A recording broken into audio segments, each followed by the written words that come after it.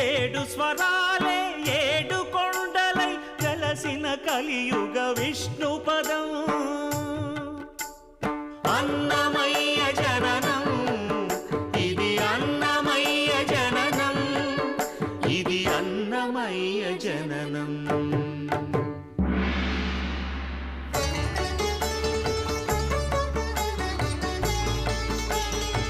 హరిషడ్వర్గము తెగనరికే హరి ఖడ్గం ఇది నందకము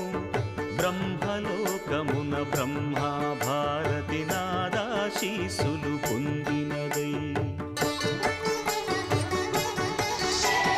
శివలోకమున చిద్విలాసమున ఘమరుధ్వనిలో గమకితమై దివ్య సభలలో